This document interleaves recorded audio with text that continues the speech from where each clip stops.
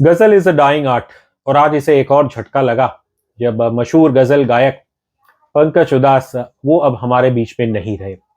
इस बात की पुष्टि की उनकी बेटी नयाब ने, जिन्होंने इंस्टाग्राम पे एक पोस्ट डाला कि उनके पिता लंबे समय से बीमार चल रहे थे और दुर्भाग्य से आज उनकी डेथ हो गई।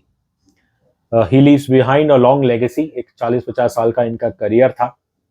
अब वैसे तो खैर हम इन्हें ज़्यादा गज़ल से जानते हैं, लेकिन पंकज जी की शुरुआत जो हुई थी वो गज़ल से नहीं थी। इनकी बैकग्राउंड देखें, he came from a privilege family. इनके पिता एक जमींदारों के परिवार से थे पंकज जी, एंड इनके बड़े भाई मनर उदास वो भी एक प्रसिद्ध सिंगर है।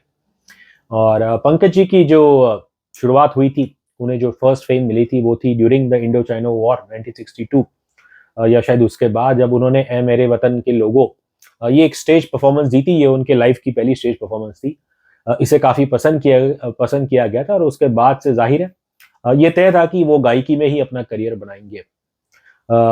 ही लेटर लर्न उर्दू और फिर उन्हें उर्दू पसंद आई और उन्हें लगा कि गज़ल में इस स्पेस में ही उन्हें जाना चाहिए। 1980 में उनकी पहली गज़ल आई थी एल्बम आहट, और वो हिट हो गई। And then there was no looking back.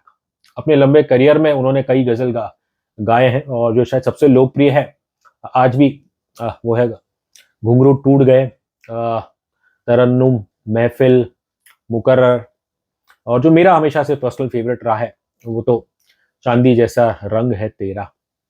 अब फिल्मों में भी उन्होंने ज़्यादा काम नहीं किया, लेकिन he earned respect and fame.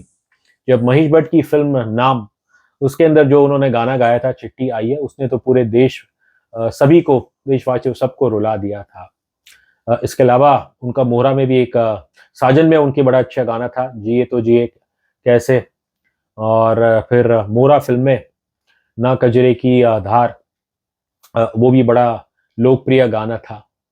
So he was one of those rare singers जो ना सिर्फ गज़ल में तो खैर वो माहिर थे ही, लेकिन बॉलीवुड फिल्म में भी उन्होंने अपना एक छवि छोड़ी। And then obviously he was also equally liked in the private during the dawn of the private music space. और उस दौरान उनकी एक एल्बम भी आई थी आहिस्ता, जिसका टाइटल सॉन्ग काफ़ी हिट हुआ था। उसके अंदर समीरा रेड्डी थी। एंड नॉट मनी पीपल में रिमेंबर, लेकिन जॉन इब्राहिम साहब वो इन्हें अपना मेंटर मानते थे। अब आप सोचेंगे कहाँ जॉन इब्राहिम मॉडल एक्टर और यहाँ पे पंकज उधास जी मशहूर गज़ल गायक। लेकिन if there was anyone who spotted the talent of John Ibrahim तो वो हमारे पंकज उधास जी थे। और लेट 90s में उनकी एक एल्बम आई थी महक, वो भी काफ़ी हिट हुई थी। और उसके अंदर जो लीड फेस थे इस एल्बम के इन गानों में, वो थे हमारे John Ibrahim. You can go to YouTube and find some of those videos, and very young, I would say एकदम चिकने दिख रहे हैं जॉन इब्राहिम। तो इसके ऑब्वियसली इसकी बदौलत वो एक पब्लिक आई में आए जॉन इब्राहिम, और उसके बाद जल्द उन्हें महेश भट्ट साहब ने अपनी फिल्मों में ब्रेक दिया था। तो that's why I think John Abraham will always be indebted to Pankaj Udhas ji. उनके लिए तो हमेशा वो मेंटर फिगर ही रहेंगे। और कहीं ना कहीं मेरे ख्याल से पंकज उधास जी, उनका नेचर, देखिए मैं उन्हें पर्सनली तो इतना नहीं जानता हूँ, लेकिन एक दो बार जब कभी मुलाकात हुई ऐसी प्रेस इवेंट्स में, and he was always someone who spoke so warmly, so polite.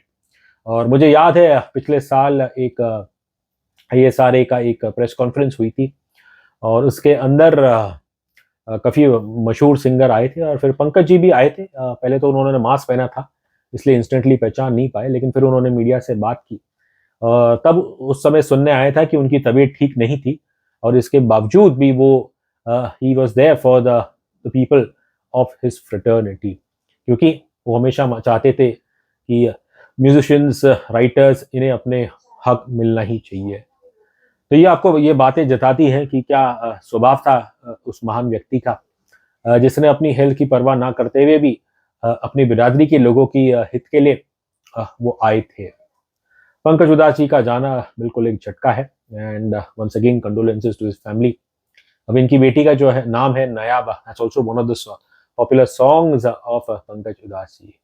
इनके जाने से बहुत बहुत बड़ा झटका लगा है भारतीय संगीत गजल गायकी को।